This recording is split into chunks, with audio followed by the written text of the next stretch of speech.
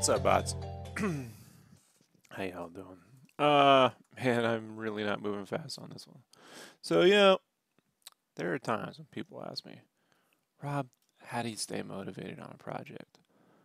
Um, I think a lot of artists struggle just to finish. And I want to tell you, 9 times out of 10, I don't have any problems. You get to a point where you have a process, you know what you want to do, you're not struggling about like how to draw. And then something comes along where you're just like, I just don't want to do it. This is one of them. For no particular reason. I think it's just, I've had a crazy summer. I've had a crazy summer, and the summer's ending with like me getting a house and just this is just one of those things, man, where you're just like, you try to find something about it that you get into, and that it really didn't happen until I got her finished. I got her. I still have to do the cleanup pass, but you know, this is when I was like, man, I wish I could only do this and hand it off to an inker. You know what I mean? Because doing all this just eats up time. Like I really do wish I could just do this and hand it off to an inker. That's what Rob wishes, but we don't live in that universe anymore. Only Jim Lee, Greg Capullo, I don't know, those kinds of artists. Out here in indie land, man, we do everything ourselves. So, hmm.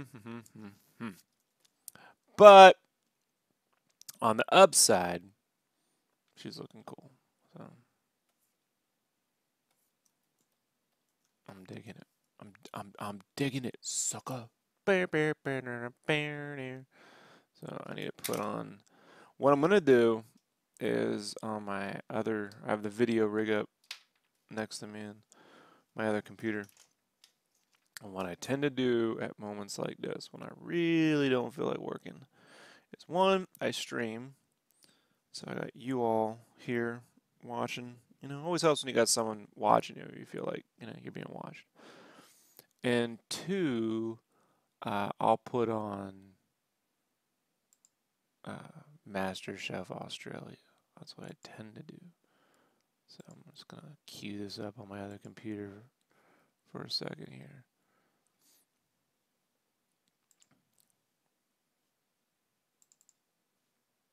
It's always nice to see other people. It's a very positive show. If you've ever seen Master Chef Australia, it's not like the one here in the States where they talk mad shit to those people. It's very positive. Not to say I don't love me some Gordon Ramsay. Just the Australian version is. I love it so much. So let me see here. Chat room's open.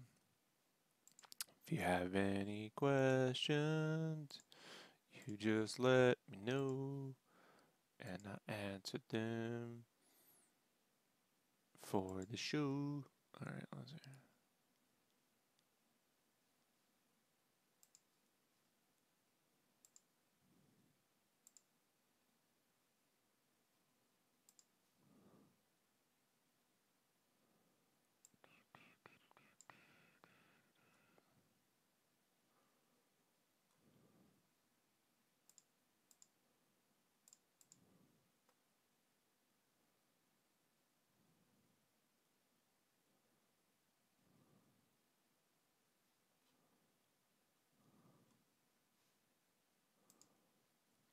All right, let me see.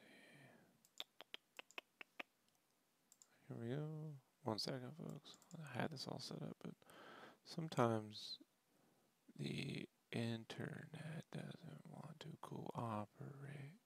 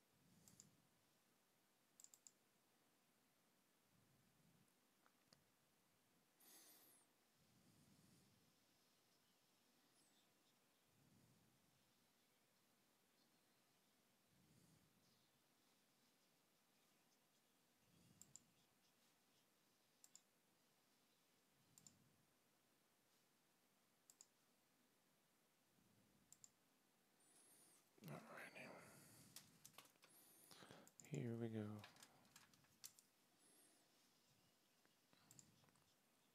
And the episodes are like an hour.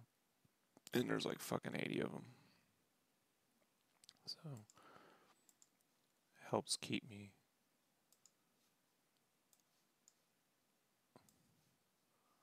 Alright, let's clean her up.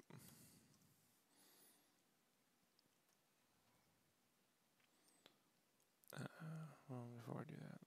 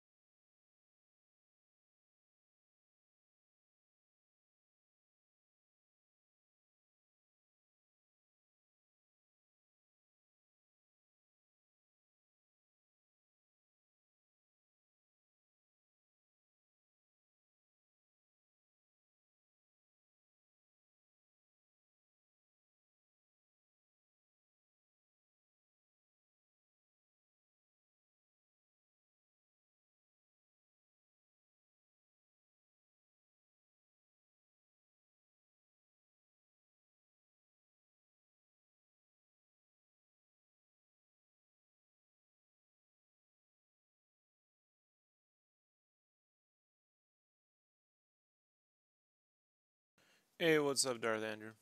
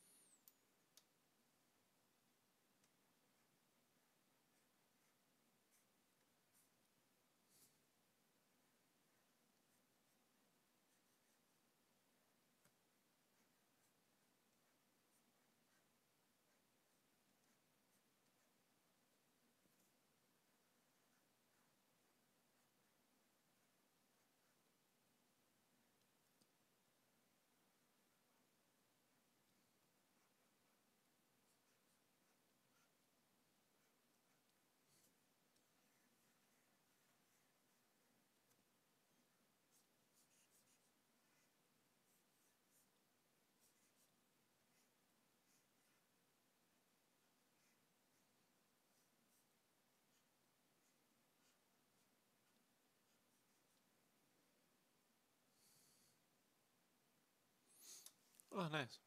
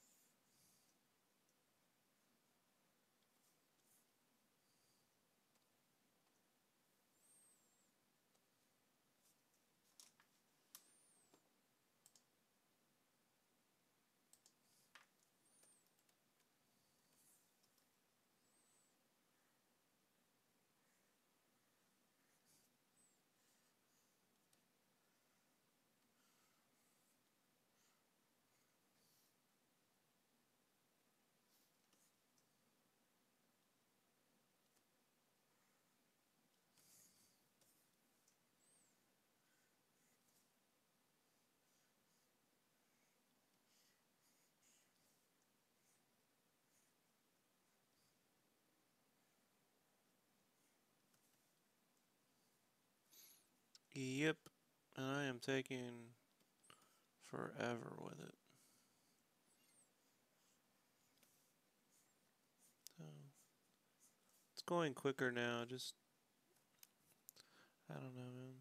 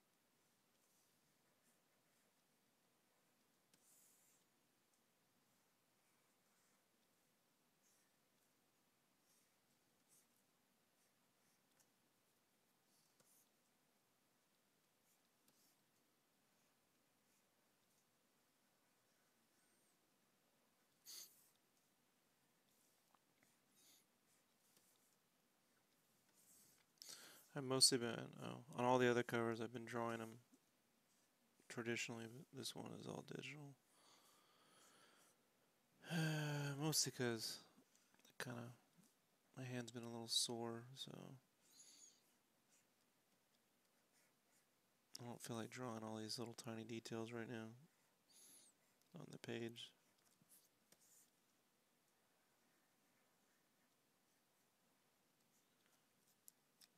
So that's contributed to this moving a little slower than normal. But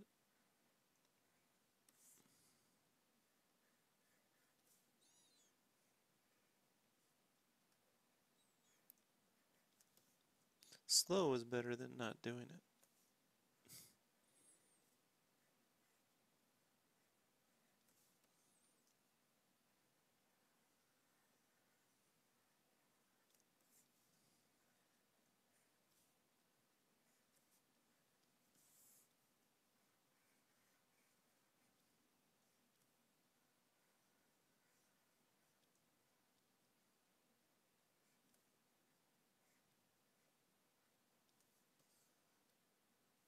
Uh, 2 months ago, but you get a lot of lead time. It needs to be done this week, so it's gonna be some late nights. I'm probably gonna need Monday to recuperate, and then Monday night I'll probably get back to like one of the commissions, and then Tuesday I should be able to start on the Darksiders and push through all that.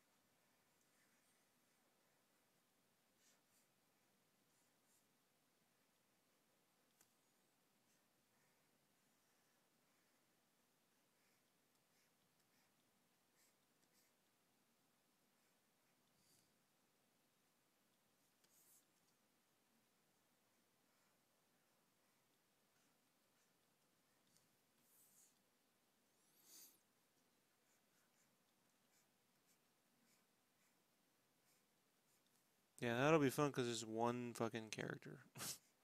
One character per page, bro. So,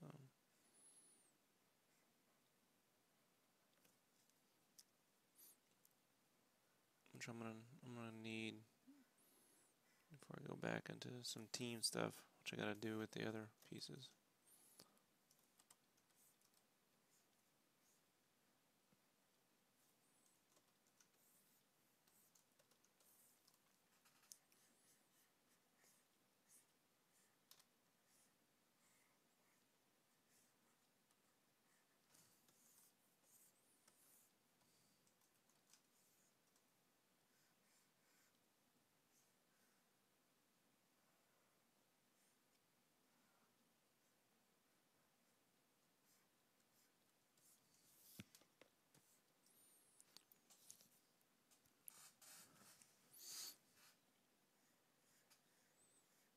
But the fun part about those too is that, last year when I did the roughies, I didn't have a coloring process that was going to work with traditional inks, and now I do.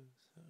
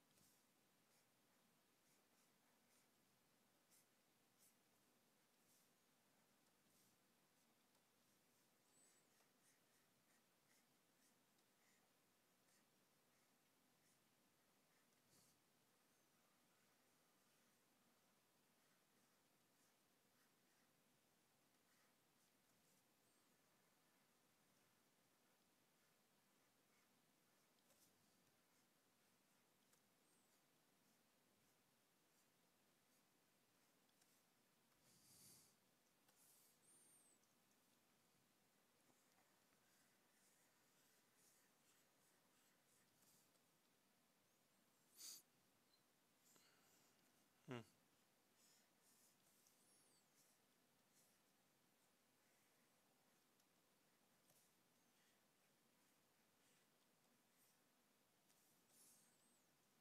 Yeah, it's always a tolerance buildup. You build up this tolerance. I didn't start off doing team up picks, man. It's just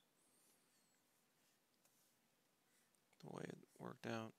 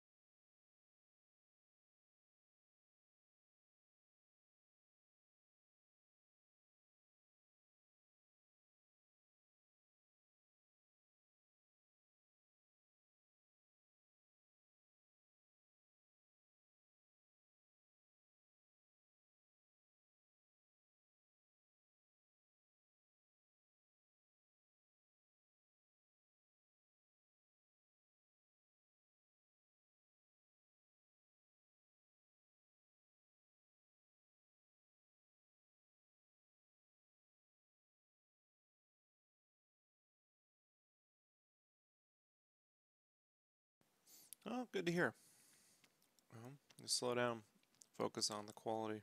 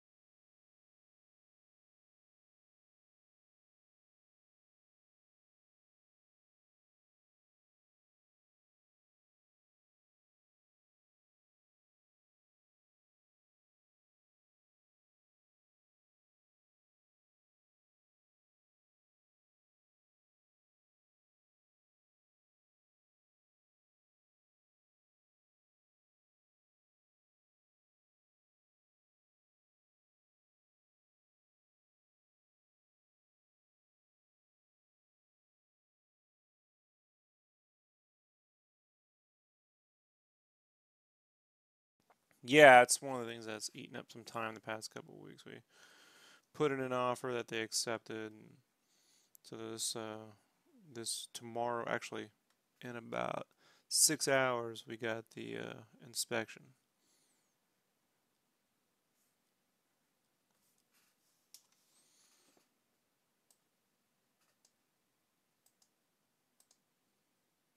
This is the house,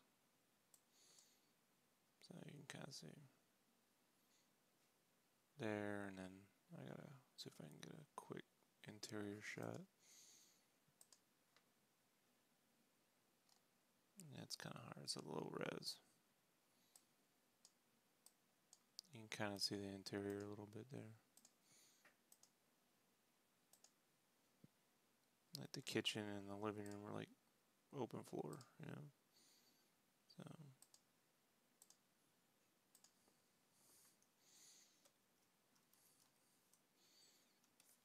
it's been a much busier summer than I had anticipated. You know.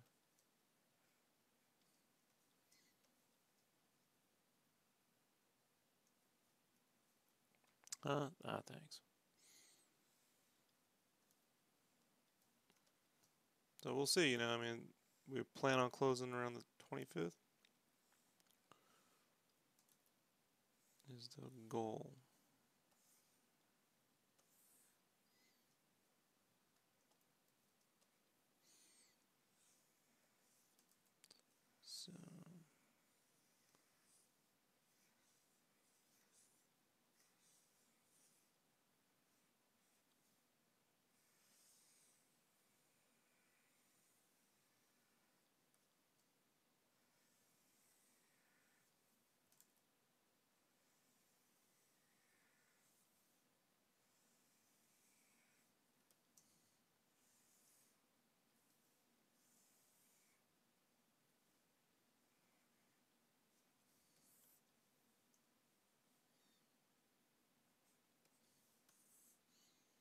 So I appreciate it. Thank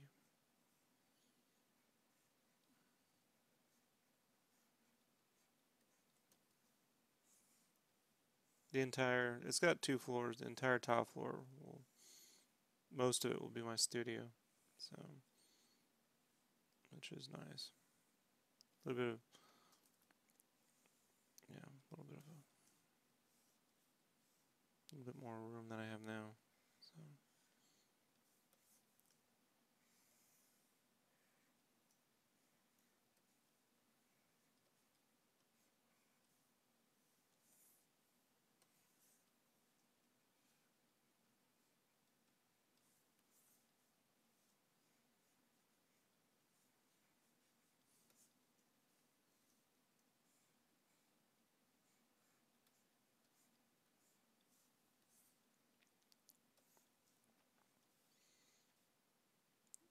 I always feel bad when I'm running behind on projects. I'm like, oh, here's another excuse, you know, like why this is taking, but it just is. So, I'll show you a little trick here. 1 second, sorry.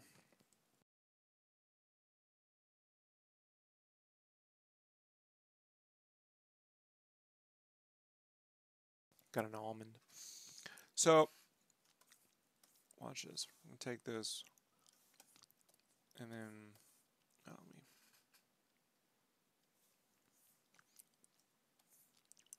What I'm gonna do is unsharp mask, filter, sharpen, unsharp mask. I set it to 25%, and I usually do it 2, 3, 4, 5 times. Sometimes 3, sometimes 8, depending on. You can see if I keep doing it, it just sharpens up the line. So watch what happens. See?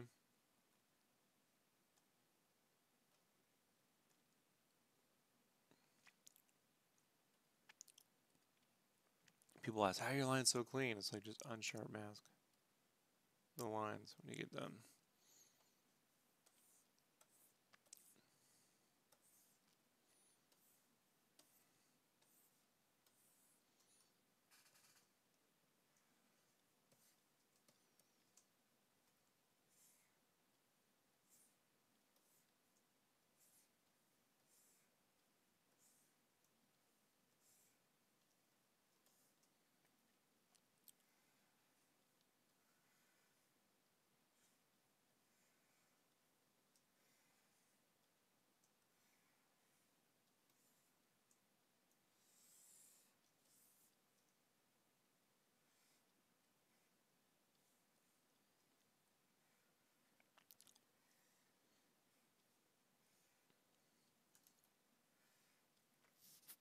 It's also a way you can brighten up your colors if your lines are if your colors seem a little dark.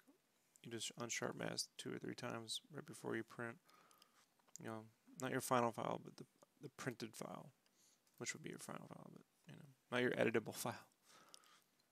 And it will actually brighten up your image.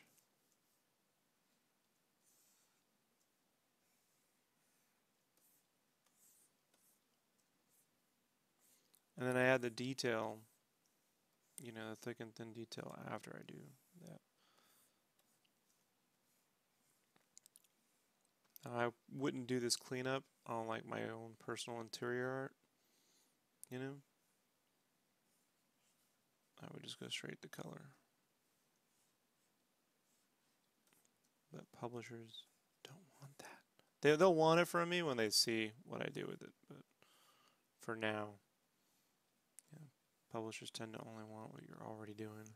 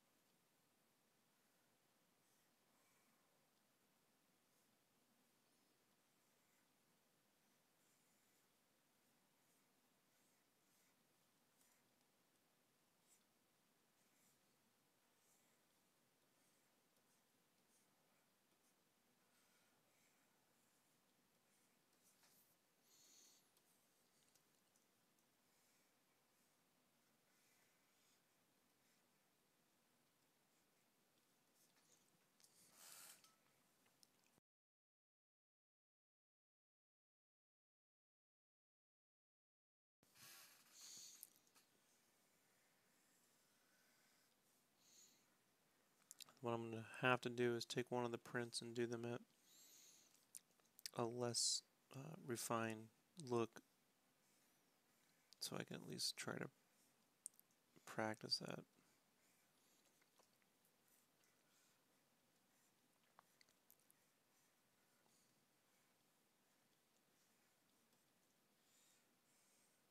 And then not tell anybody. You know, see if they notice.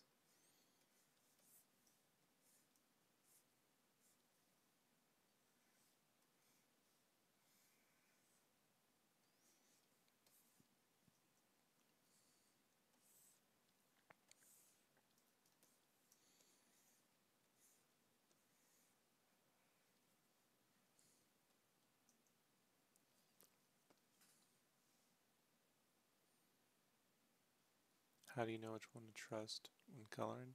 Well, first you need to adjust your monitor so you're seeing the same thing. You know, Laptop gamuts generally run less than PC. So you need to understand that the monitor on your laptop could probably have less of a gamut range or a color range. You'll probably get crushed colors. So I would start with the PC for printing. And then you need to go print that file and hold it up to both and see which one, you should be taking those prints and adjusting your monitors to get close enough to.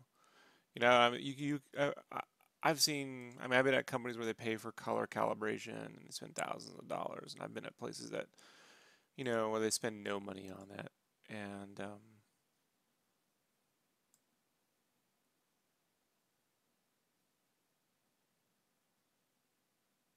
the best advice I can give is just print it, hold it up, adjust your settings until you get fairly close. I always say within 10 to 15%, and you're pretty good range in terms of what you're seeing and what you're printing. And then stick with your printer as much as possible. But if I had to make a guess, I would say that the laptop is probably less accurate than the PC just because of the gamut range, which I've seen from those like Cintiq, like the portable Cintiqs. I had a buddy who got one. He's like, I'm trying to get this set up, and I'm looking at his monitor, and I'm just like, that looks horrible. And I could only get it so far, so there's just a range.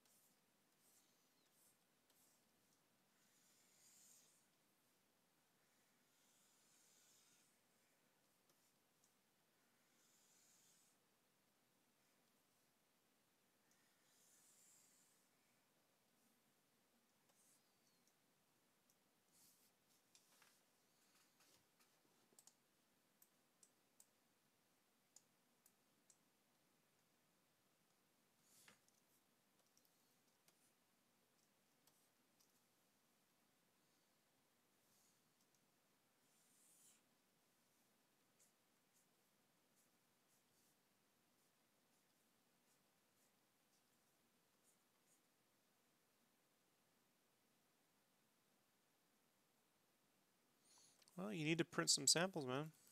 You know,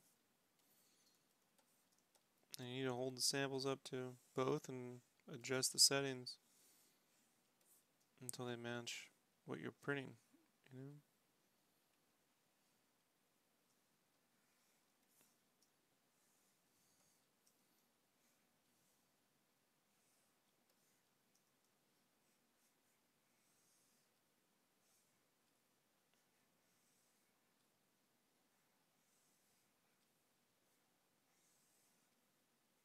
you want to make sure your color settings are, as long as you.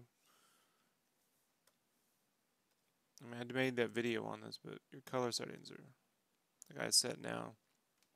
Man, you don't have to update that. I changed it to GCR swap 280 on the ink limit. Used to be UCR,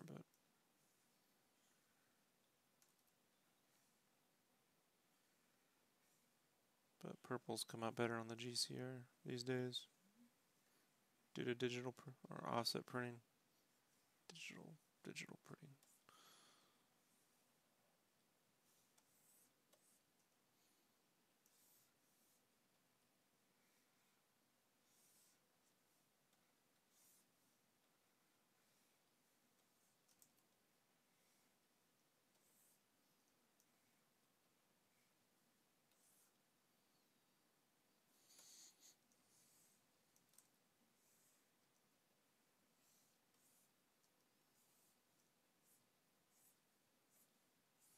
It doesn't have to be your own work. You can just print things,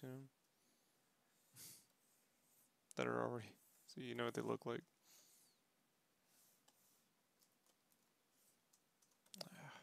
Fucking annoying.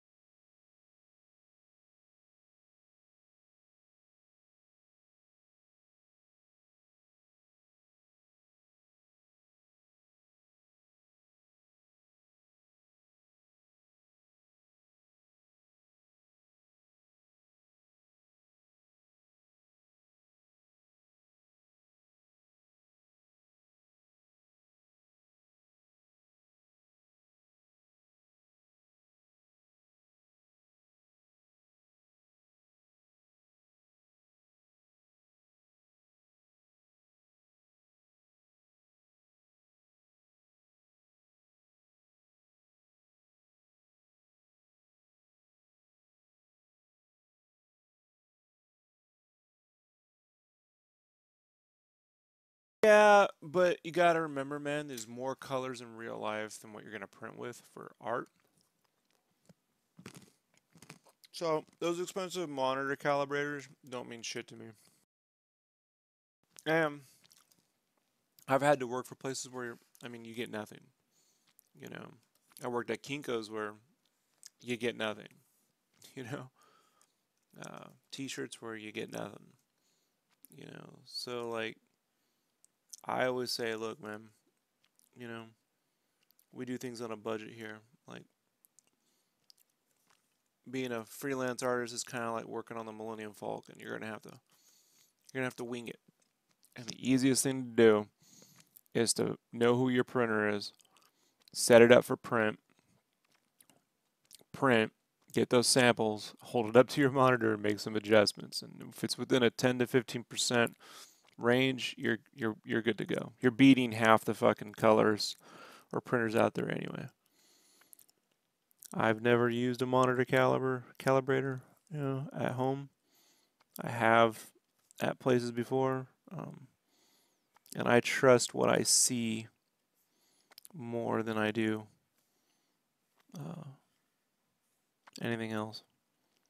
Now, with photography, it's a little bit different because you got a giant color range, and with artwork, it's far limited. It's not necessary. Just you spending money. I'd rather you put that money into things that you're gonna get a bigger return on investment on. Like this Cintiq, like right now, like I said, my hand's been bugging me a little bit, so being able to do this digitally means no carpal tunnel. Much better, ROI, right?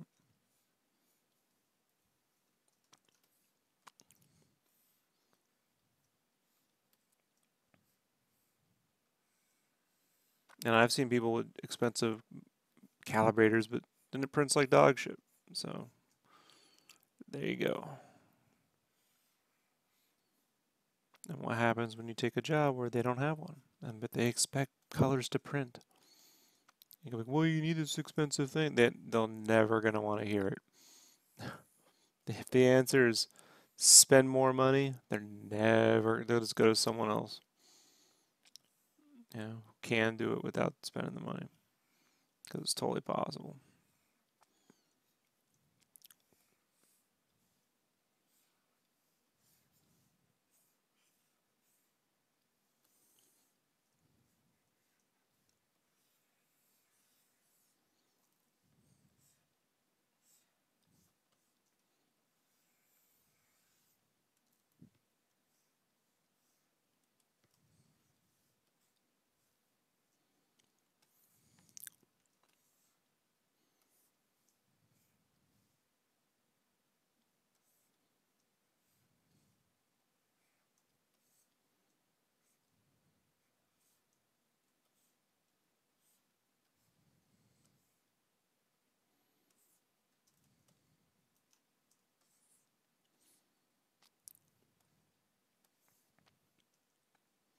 Yeah, but I've done it all, man. Budget, no budget. I wasted Kinko's money. That's why I took the job back in 2002. You know,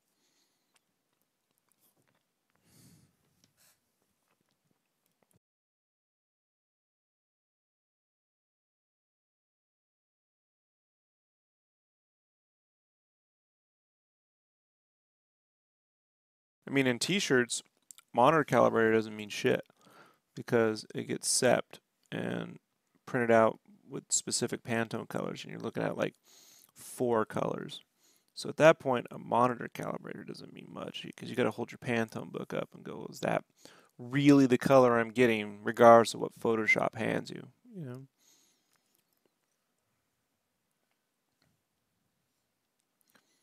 So I've seen people whose monitors are calibrated perfectly, but the color is not what the Pantone swatch really is, despite what Photoshop says. So I'd have to take the shirts, and kind of adjust the color so I'd be like, that's gonna look more like that. Because That's why, like in t-shirts, when they go to meetings, you always want to take samples. You don't want to just take printed art, because on a t-shirt, because of the limited color palette, it'll look better on a shirt than it will on a comp or on a piece of paper, or it'll look worse, and you sold something that's not ever going to print the way it looks. This is Photoshop, yeah, CS5.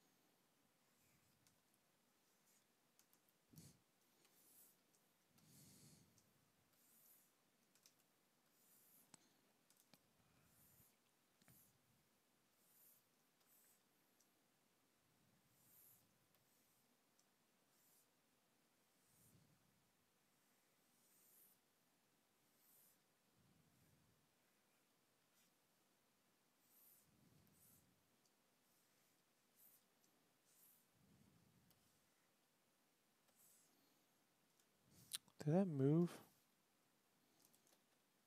I think it moved. It moved. When did it move? There, we'll do that again.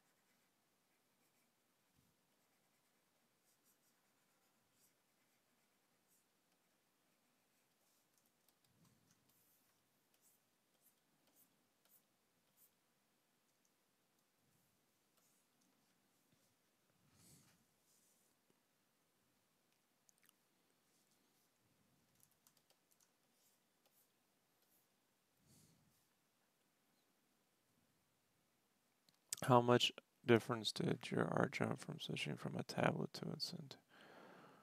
Um, I don't use a tablet to draw. I have the iPad Pro, and I'll use it to sketch silhouettes when I'm on the road, like if I have to go to a con and do commissions. But I started with the Cintiq in 2008, and I still don't think any tablet matches. I use a keyboard. I'm using shortcuts with my left hand while I draw. So, doesn't really matter. Am I using a texture brush? Yeah, it's like a pencil brush. It's a modified. It's my own personal modified version of one of Kyle's brushes. You ever know Kyle? He makes Kyle's brushes. Oh, it's one of his just generic HP brushes, and then I've made my own modifications to it. I couldn't even tell you what that is. Just sliding things around, and adjusting pressures, and changing texture amounts, so it feels more like a pencil.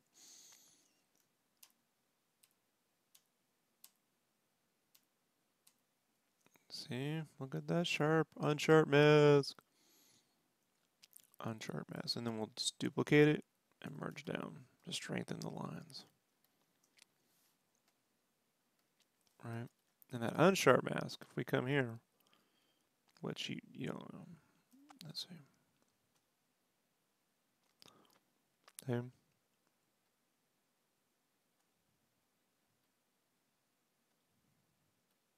You can see that. When we zoom out,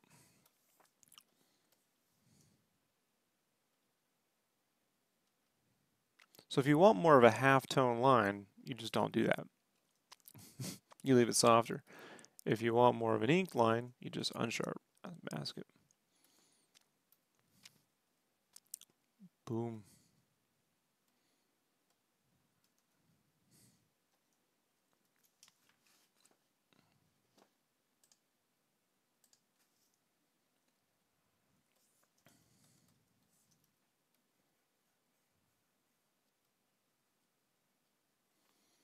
And then I can come over to more of a, I have an oil brush. This is my own,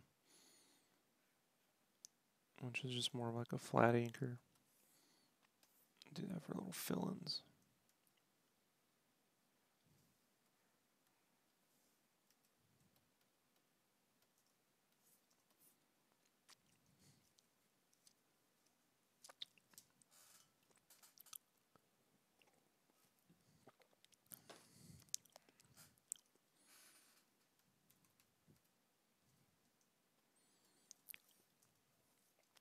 And then what I'm going to do now is smooth outline large.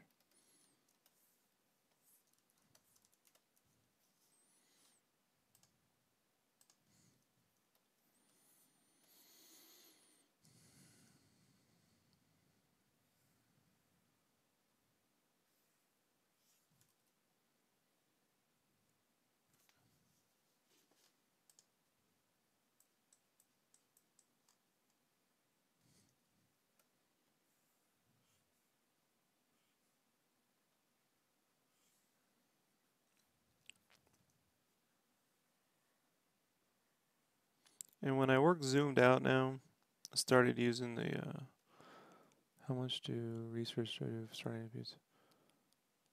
How do I draw inspiration? The only research I use for these pieces would be their character reference. So I got the details down. In terms of layout, I just make it up using the silhouette process that I developed. So, I mean, my roughies look like this. This is what I submit for approval to move forward.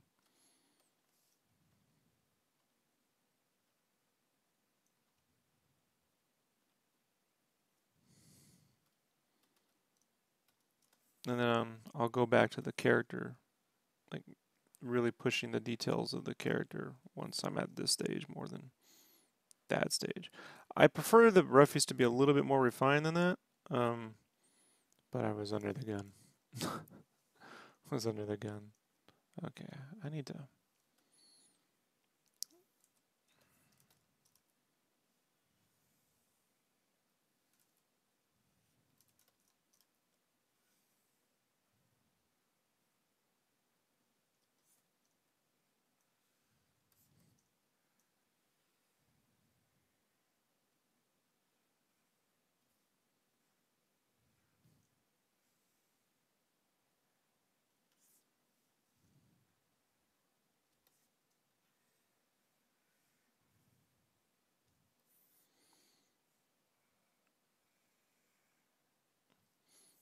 And a layout can take anywhere from an hour, it can take 6 or 8 hours, depending on how complicated I gotta make it. You know, it could take a full day.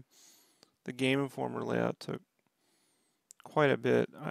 When I'm just doing the color work, I tend to design it in color first. Like I'll start with an atmosphere and then work in basic silhouettes. You know, block in where the characters are gonna go, and then painting character details once I figure out that layout. If I'm not familiar with working with people, I'll give them early layouts and color, you know, atmospheric silhouettes, or I mean atmospheric roughies based on the temperature, the mood I'm trying to achieve, you know.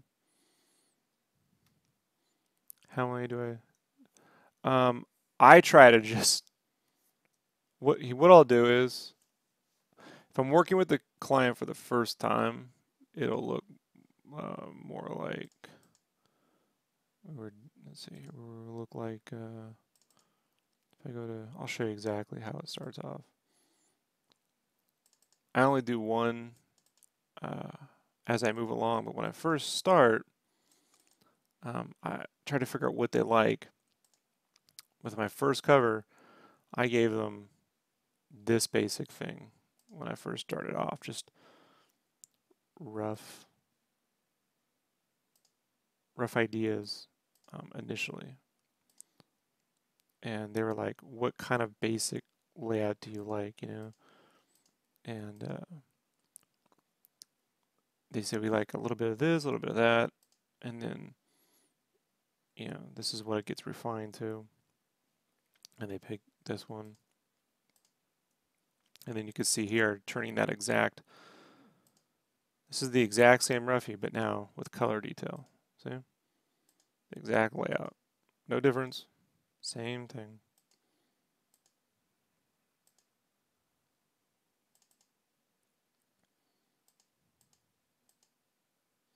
And then that gets turned into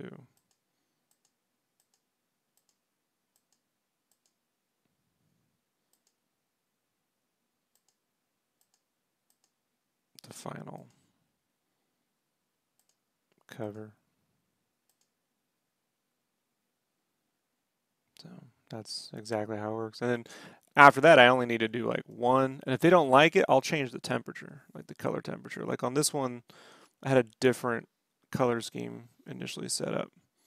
And they wanted something different, more colorful. I wanted this one to be less colorful in the final color. I actually wanted this gray to red, like the aftermath of a battle or something, but they weren't having that. Happens. But every other cover, they've been pretty spot on.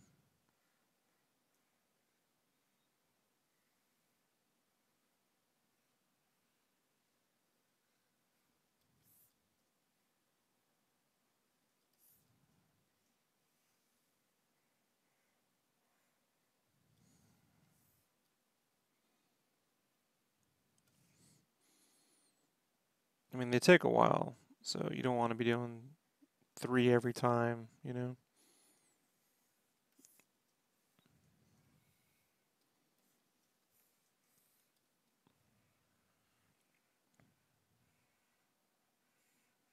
The IDW's been pretty easy to work with. Hasbro's been pretty easy to work with. The harder ones are the Japanese publishers, man. Getting Capcom on board or Level 5, that shit's fucking a pain in the ass. Do I layer things so I can change the temperature easily? If they want something different, like if they when I'm doing the roughies, I work I'll set up the temperature with gradient maps. You know, so I set the value up in black and white, and then I'll change the hue with gradient maps. And if they're like, oh, we don't like that color, I can just use the gradient maps to flip color schemes pretty quickly at that stage. And then I just get them to approve that color scheme and then move forward. So that means when I get to the coloring stage, when I'm at, let's say like this is running behind, right? When I get to the color, I already know exactly what that's going to be, and they've already approved it, right? So there's no guess. There's no like trying to figure it out after I've already done all the work. And with gradient maps, you can quickly change those when you hand them to. I could turn that gold to a green to a blue, and then all I have to do is manually adjust the bounce lights on the roughy. But it's rough, right? So it doesn't really. It's not. It's not that hard.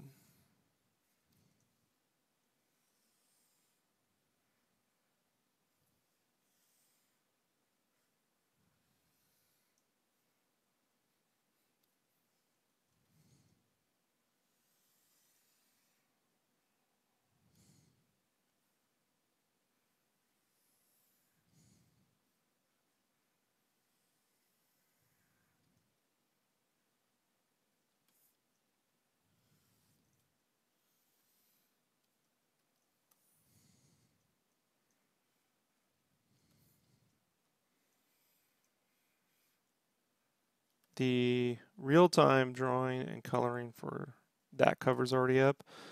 The roughy real-time will be up uh, later this week too. I finally uploaded that. That one uploaded weird. But I'll get Brandon to put that up.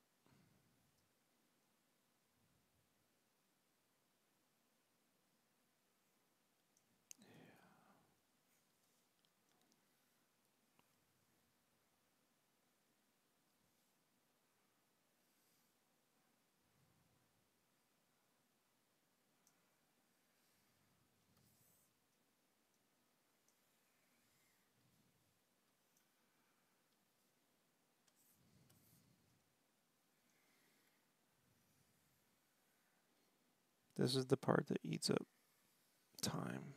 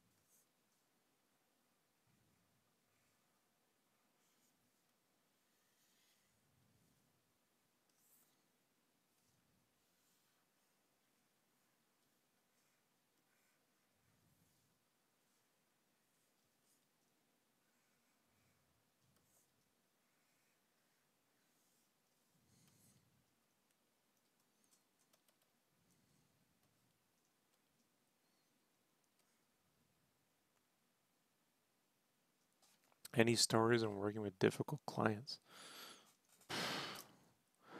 It's difficult, like now, yeah, uh, rare.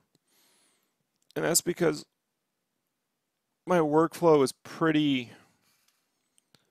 it's pretty, I won't say it's foolproof, but because it isn't, but it's pretty developed to the point where they know what they're going to get. But I just got done doing this cover for Super Cheat Codes, and it was like they went through the whole thing, tons of steps. Here, I'm going to do this, I'm going to do this. Okay, it's great, it's great, it's great. Color roughies, layout roughies, everything's great. Turn it in. 3 weeks after I turn it in, like they want all these compositional changes that I'm just like, they had sent it to Capcom. Like, I don't know, man. I guess they never showed Capcom my work process. And so someone over there in Japan sort of felt the need to, like,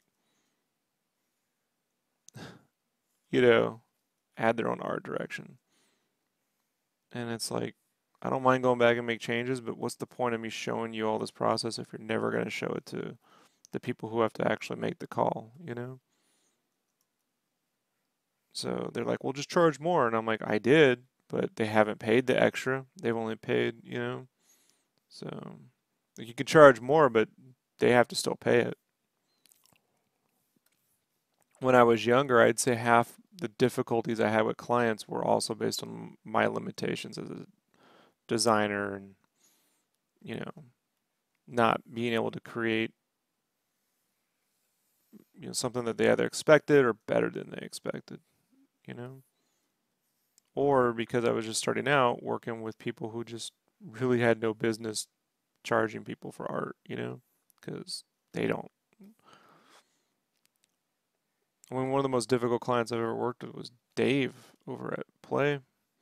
But I learned to work with Dave and, got to the point where I never needed any changes from Dave. And a lot of artists couldn't pull that one off working with him. So,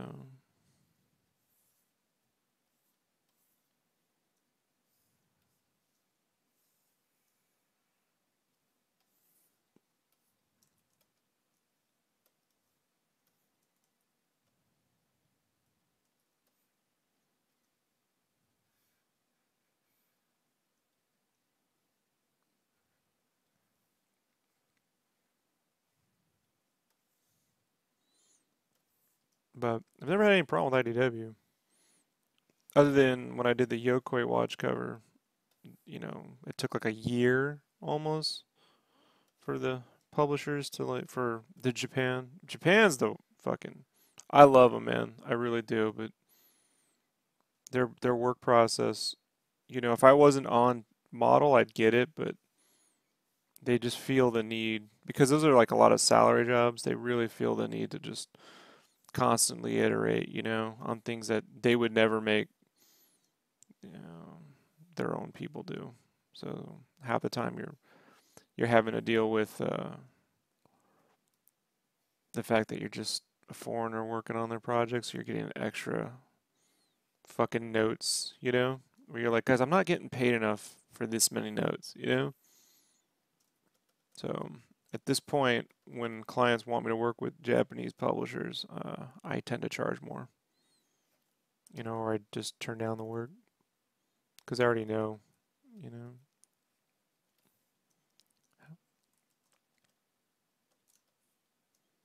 Like when I'm doing my prints of Final Fantasy VII, that would never get approved by Square. Never. Would never happen. Yeah.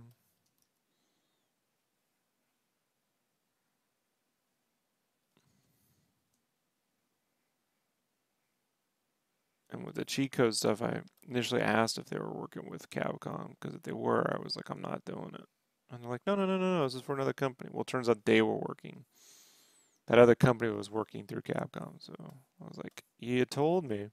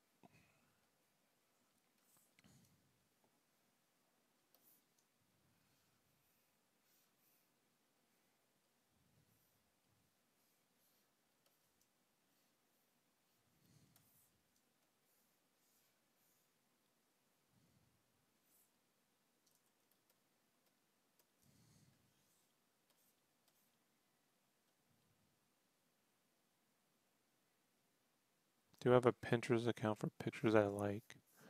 No, I have a Pinterest account where I put my pictures up.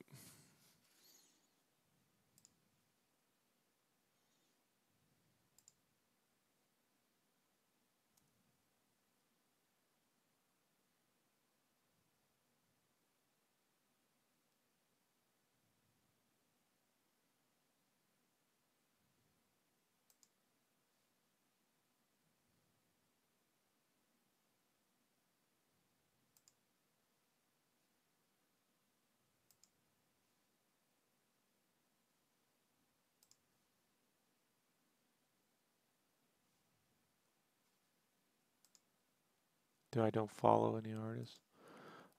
Do I follow artists? On Instagram, but not for inspiration or anything. I'm almost 40, so like I'm pretty like Miyazaki. I mean, it's the guys that I grew up with, Image, you know. But I mean, I like stuff, I follow artists on Instagram and give them likes, and I'm very supportive in that manner. And when we do normal podcasts, I'll do like Artist Alley, where I'll just give shout outs to different artists that I think are fucking dope, which I think is much better than, you know.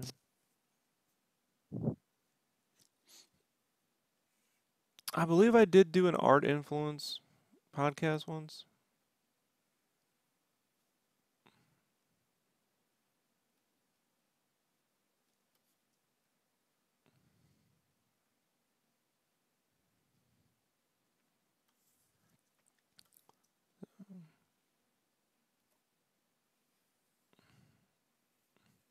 I even did I did a two-part thing once about a year ago called Art Influence, Rob's old art.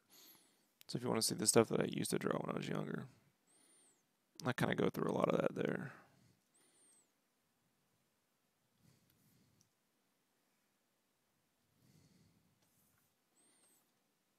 So I'd always say one hand animation, one hand illustration, like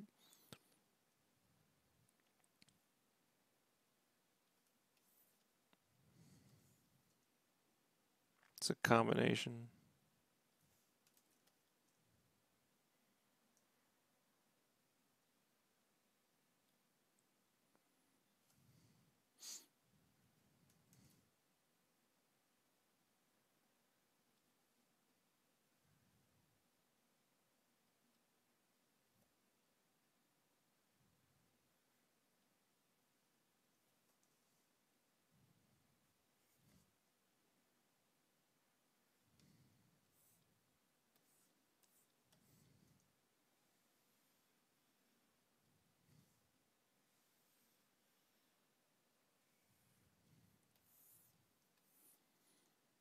Like when I do my cover arts, my whole thought in my head is just uh,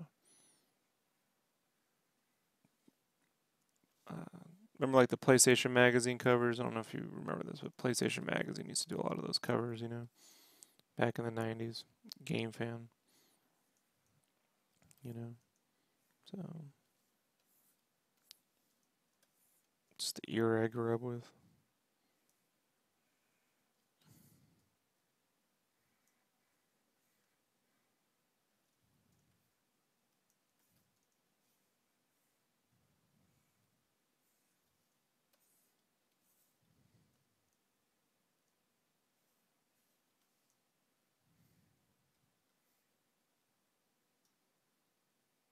Right. And then, making sure that I fit the style that I mean, well, not the style, but the tone. So like when I do Wonder Boy, it's not quite the same as, when I'm working on uh, something else like Transformers. So trying to show what I want into it while it's still maintaining the fun of the actual, the point of the property, right?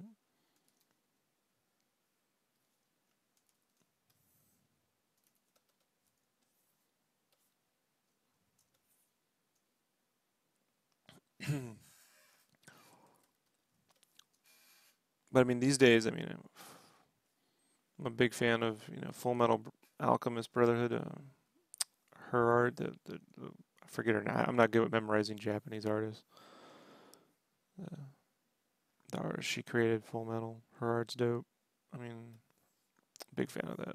Anything Ankama, I love Ankama. Trigger. So I got one hand. My comic book influences probably come more from the 90s, and then my newer influences in the last 20 years come from animation, and there's some kind of like blend there. Like there's just a blend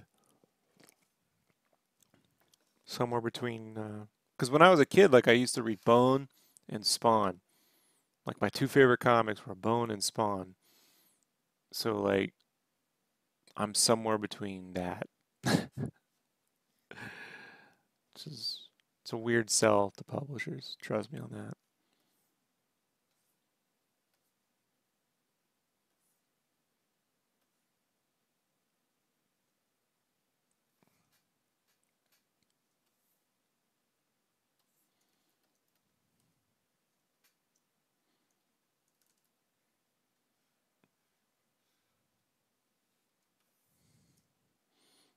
That's why a lot of publishers, when they see my art, they go, "Oh, you draw great kids books." I'm like, "No, man. Like, even at IDW, it was tough, man. They kept putting me on Skylanders. I'm like, I can assure you, I can do other stuff. Like, you know."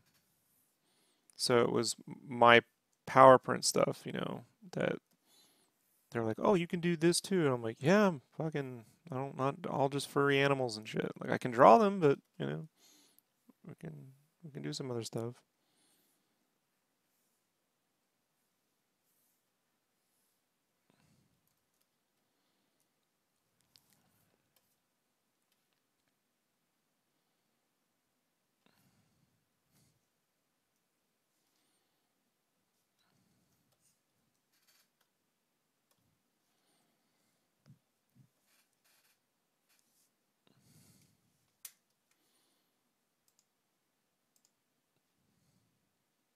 What I've always stayed away from though is recreating other artists' art.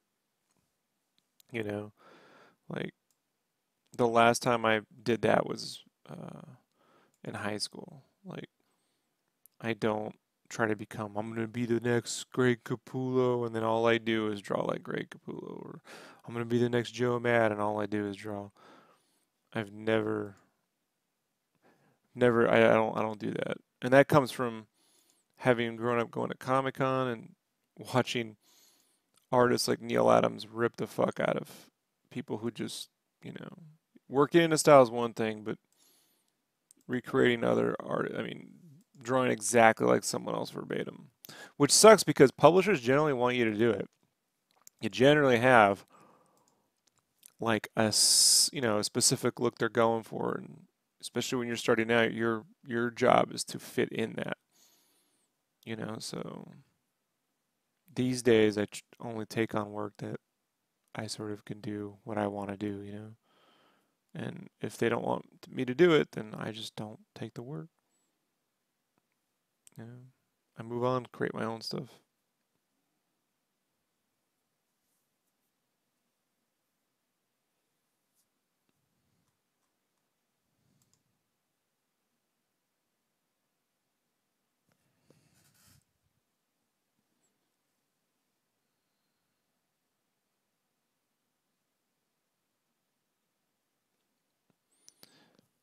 Yeah, I mean, it takes a while. I just did a art tip video on developing style. You may want to listen to that. That might, if you haven't already.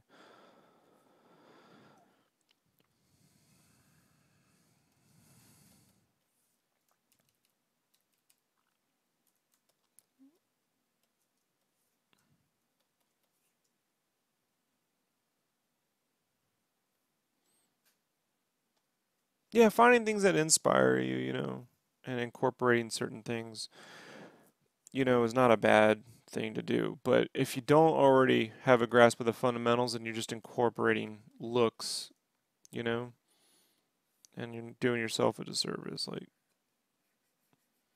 And when people don't, then they want changes, you're gonna be like, but that's how I draw hair. And you're like, yeah, you're gonna have to step out of that, you know.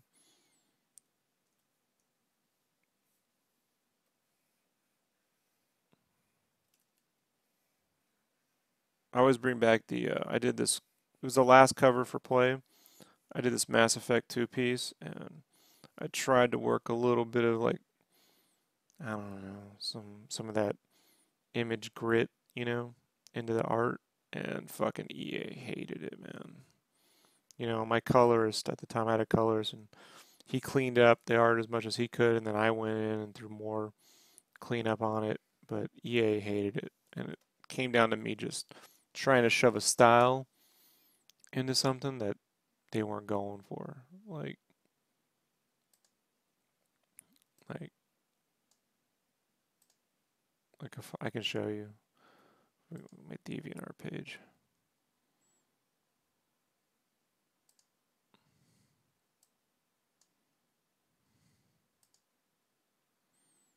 It was this cover. I tried to put some of that in there, and they were like, "We fucking hate this." I mean, it was grittier than this. There was a lot of cleanup that I had to do. They hated it, And so this is 2010, 7 years ago. So I've learned since then, how to work in that. How to how to work with that. But it was fucking pain in the ass. you know.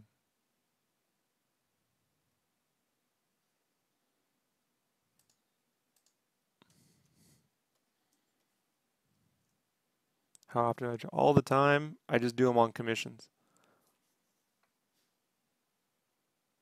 So I experiment with commissions all the time, which is why I kind of don't charge as much for commissions as I could,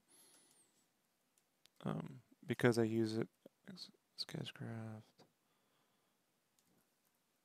Instagram. Like, I'll show you.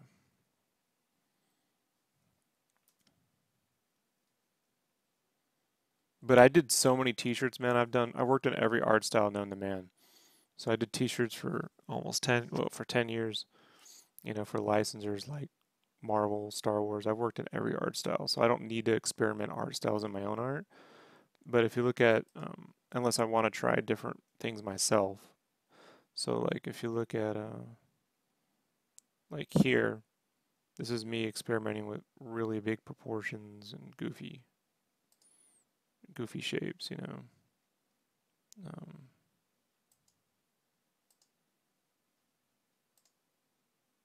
yeah.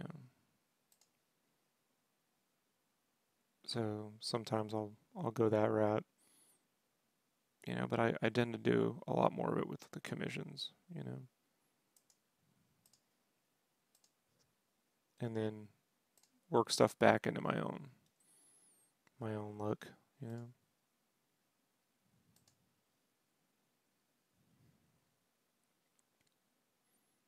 See, like,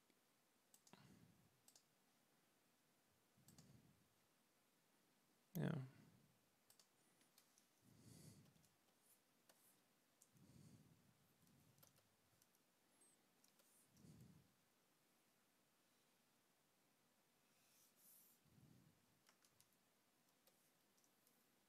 Do I do critiques? Yeah, I'll make a video. So if you see, well, I'll do like art tip videos. So if you want to send me work critiques, I can do a video so we can all learn. That way there's no, there's commonality. So if you're interested, you can just email me directly links and we can do an art tip video.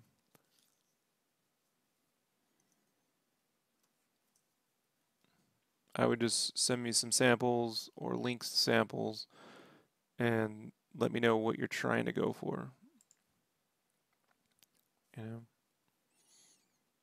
What your goal is. It doesn't have to be about the art, it could be just where you would like to work, kind of helps more than what you're trying to do with your art, like where you're trying to take it.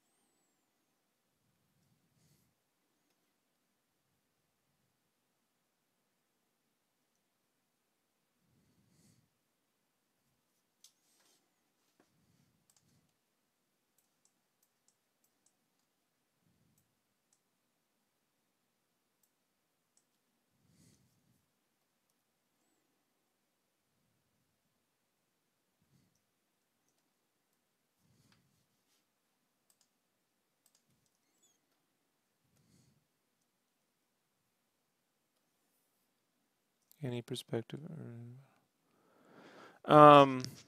Yeah, I've done some talk on that before in the art tips stuff. But if you want to learn basic perspective, I recommend Scott Robertson's Intro to Perspective. It's technical. It's very technical, but I already had a lot of my basics worked out before it came out in 2004. But it's the one that I go to consistently. So, um, and I always push people to it. It's this one, basic perspective form. Learning to draw from center, learning how to construct things out in perspective, developing a volume. You know, it's not how to draw comics overnight. You do this for a couple years and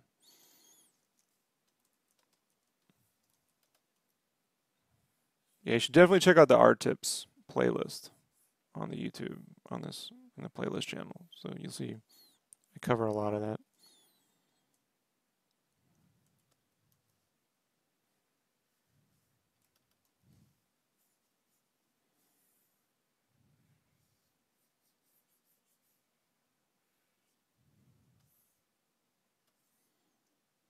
Sweet. And I've done all the techniques. I've done it all. I've done it all. You know. So a lot of the stuff I'm doing now is just my own mental shorthand of those techniques, plus my own. So I mix that with my silhouette drawing, and you kind of get to where I am now.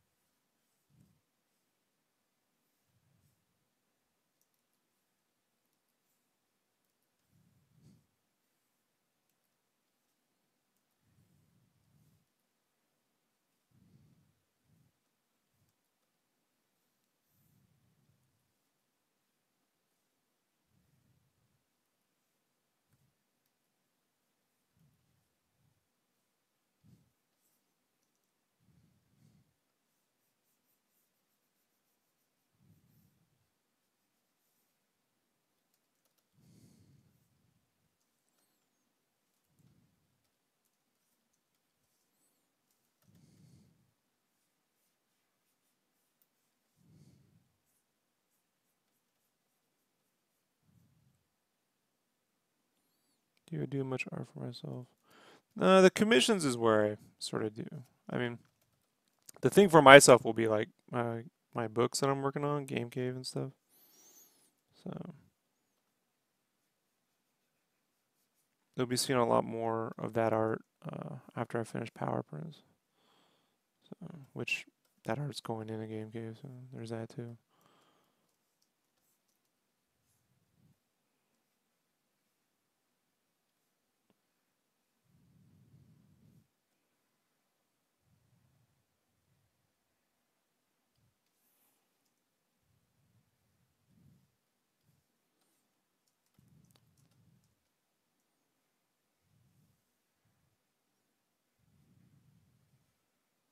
And if I feel like doing some kind of experiment and I really don't, want any kind of like selling point on it, sometimes I'll offer free sketches with prints. So I'll put a few slots up, and then that's where I'll go and just do whatever, because it was free, right? I have the Darksiders. I have about 5, 10. I have about Darksiders. I don't count as it's 5, but it's really not. It's really one broken up against 5 pieces. One X-Men Darksiders and a couple of the power prints. And the X-Men's 2 big pieces.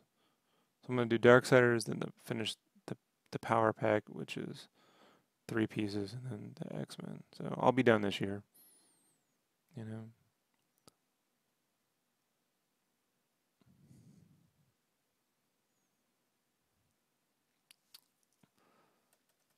And then I'll never do 30 fucking stretch goals ever again. So from now on, the next time I do a power prints, I'll just offer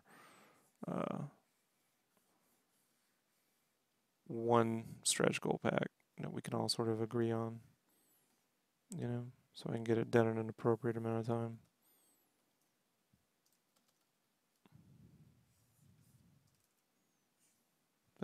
I just shipped out a grip of prints, so when I get done with I'm all caught up in terms of like people's choices, so anything that's currently done has shipped if it's done.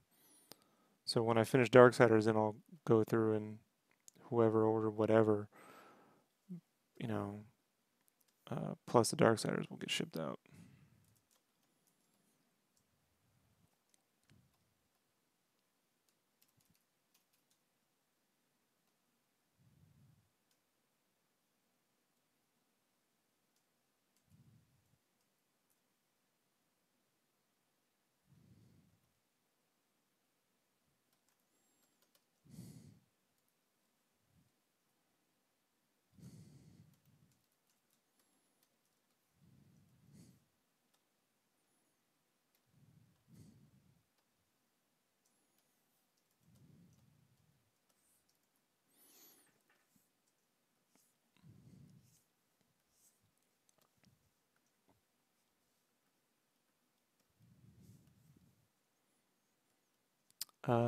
I will be doing an art book, but I can't do it until after I ship Game Cave.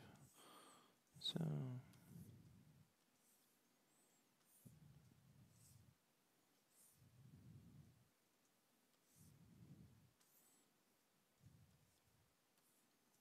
after I finish power prints, then it's Game Cave.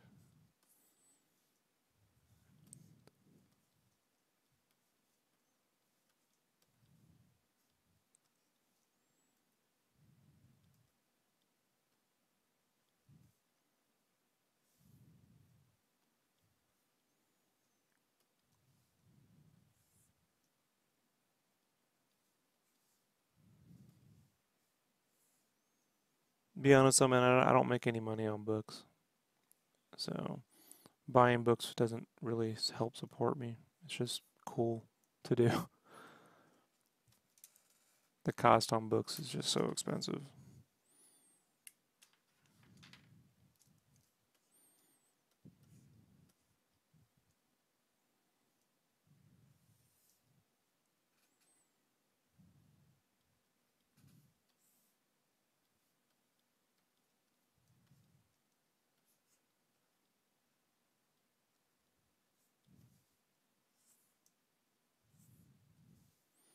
So I pretty much just, when I do books, it'll be so that I have a book to sell when I go to con or something, you know, because I don't make any monies at cons anyway, so it better to take a book than a bunch of prints in that case. But I don't want to pay, you know, I don't have the funds to print a bunch of books on my own, so I'll have to use a Kickstarter to print the books, but I won't make any money off. The only way I'll make money off one of those kind of things is with the commissions, you know. It's just the way it is. And I've had every artist go to China. It's like it doesn't matter, man. Like I would need a much larger audience uh, to make it worth financially, you know, which I don't know if I'll ever have. So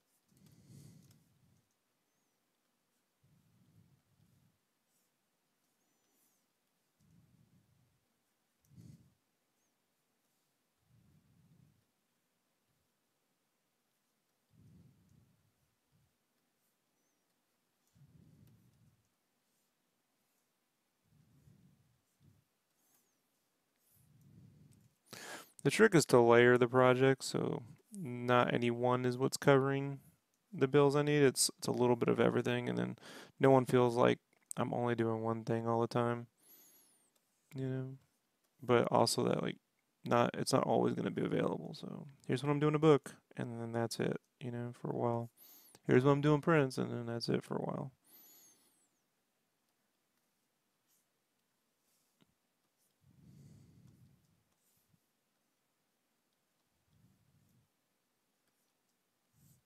So what I've tried to do since the last power prints is make my workflow very repeatable. You know, like I know this process, developed the process, which I kind of didn't have down. I didn't. It was always a little like shaky on how long will that take. Uh, and even if it's taking me a long time, it's getting faster each time. You know, to a point where it can't get any faster. There is a limit, and then that's fine. Now I know exactly how long that'll take. You know, or this will take, or vice versa.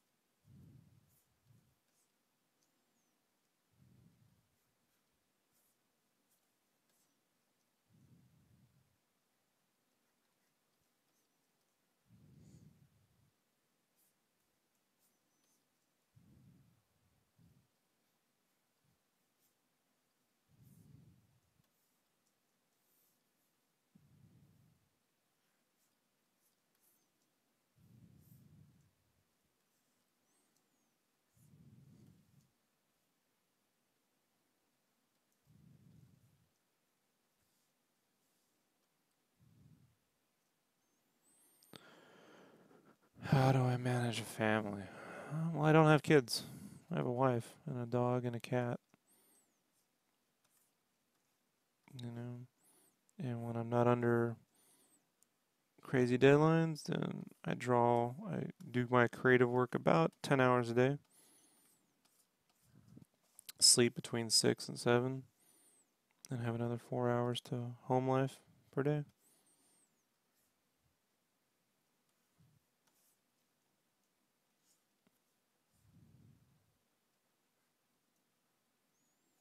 When I am under deadline, then she knows not to bother me.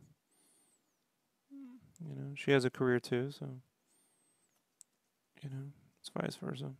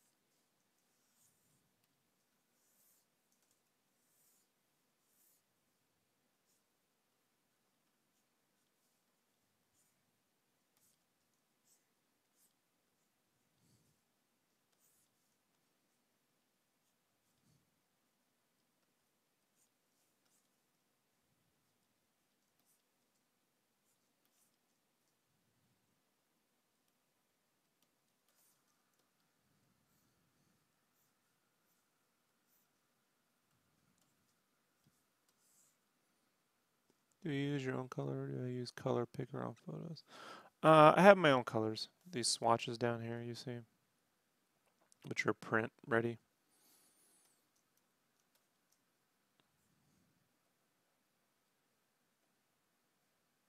Sometimes when I'm working with new uh, properties or whatever, I'll have to do a color test.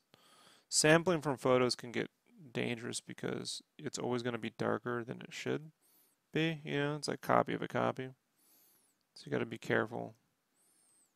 You know, plus you could be sampling, you know, you're sampling muddied stuff too, you know, like crushed pixels, whatever.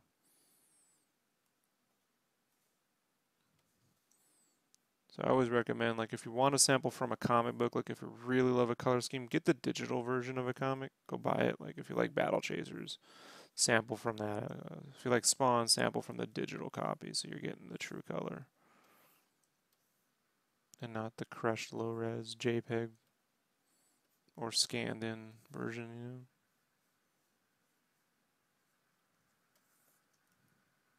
But I can generally also like look and go, oh, it's like this, it's like that, and get the essence of what I want too from being able to look at colors and sample them.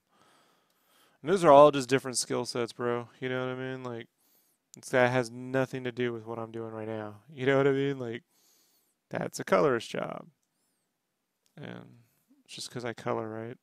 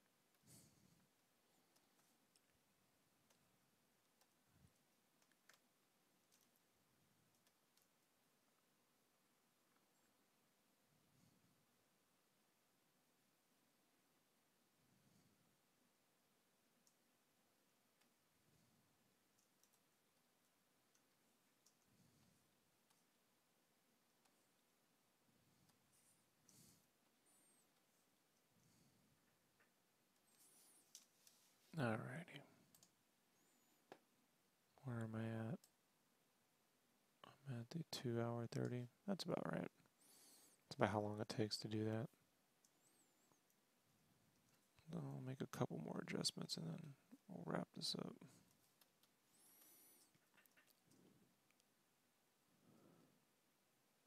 Yeah, I don't know if I would do that. Here's the thing, man. Coloring line art ain't the same as being a painter. If you're gonna learn how to do stuff, I would stop coloring line art, focus on illustration, and then learn how to actually paint, where you're developing form. You know, you're rendering form and based off light sources with color versus trying to color your lines. I think that'll be much more complementary. And then, you know, do that for a couple years, and then if you want to color your own lines, then come back and use the techniques you learned about rendering form to then learn how to color line art, you know, pop up shapes and stuff like that. And don't worry so much about sampling colors. Learn how to look at light sources and temperature and value and hue and, you know, time of day. Um, Especially with just basic lighting, value-based lighting. You'll get much more mileage than trying to like sample colors and make your art look cool.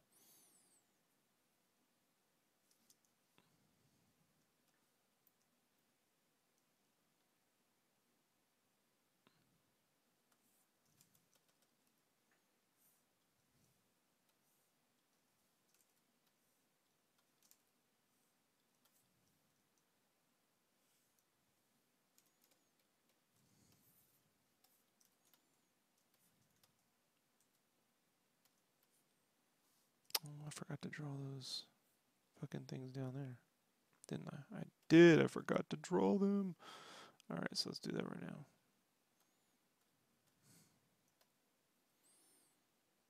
Go back to my pencil tool.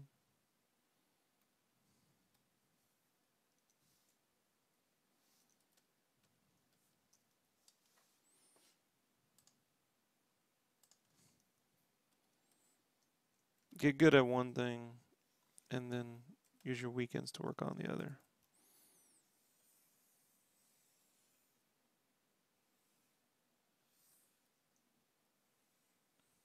But like I said, figure out where you want to make your money first, and then focus on that. And then when you need a break, go develop the other thing. So if you want to be like a character.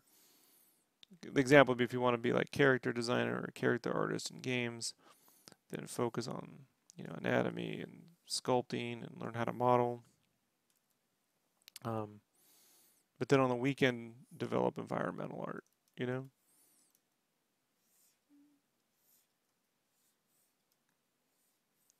So you always have that in your back pocket.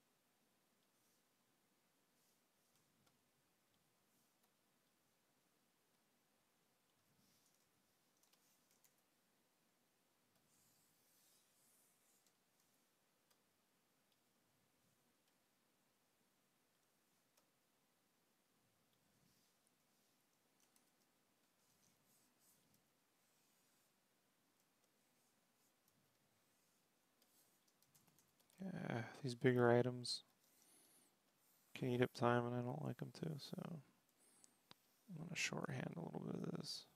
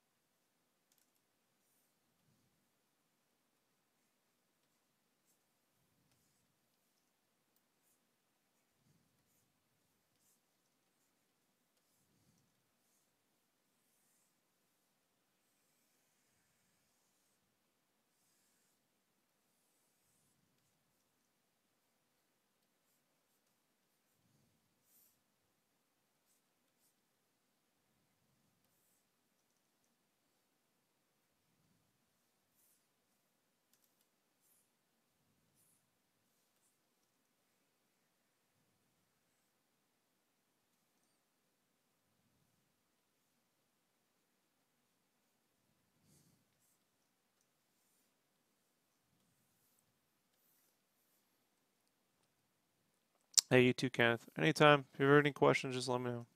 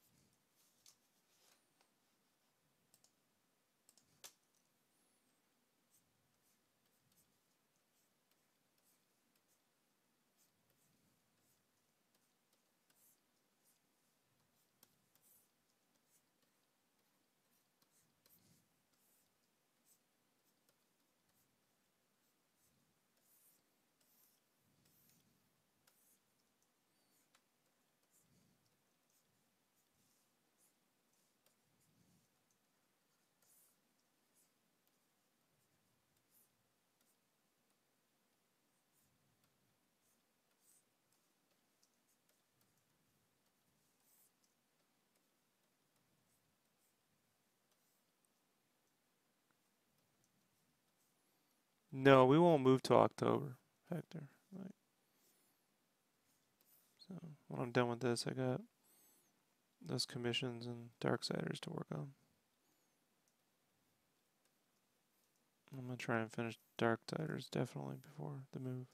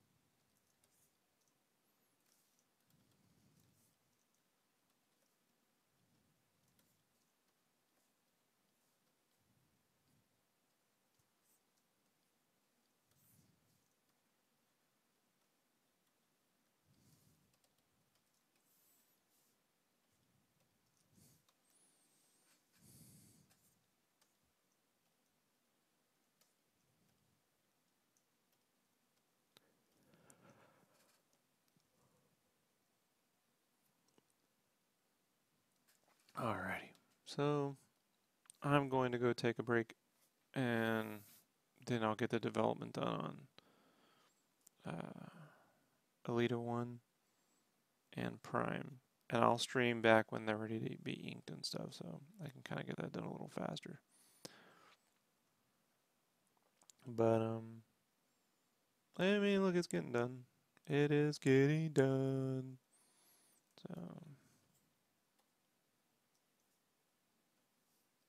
if we turn the background down, and you're getting the idea here. So where is my...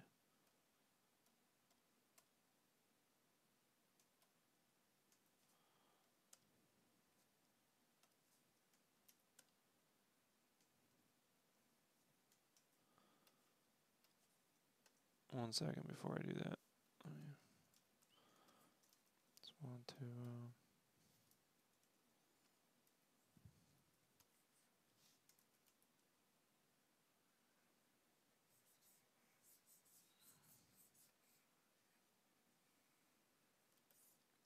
quickly mask her into the background.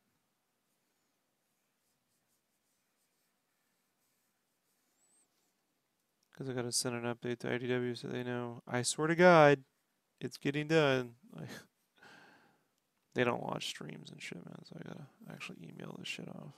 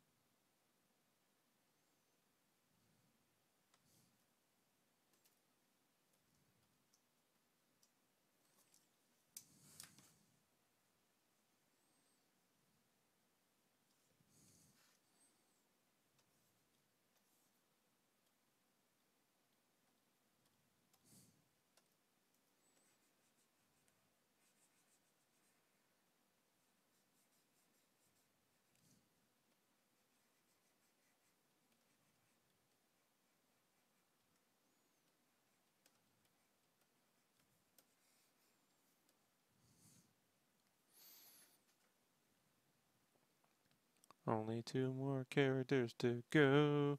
I thought I might add in some more, but I'm not gonna have time, so I'm gonna have to let that option go. No time. So I'll just make the other 2 characters a little bit bigger.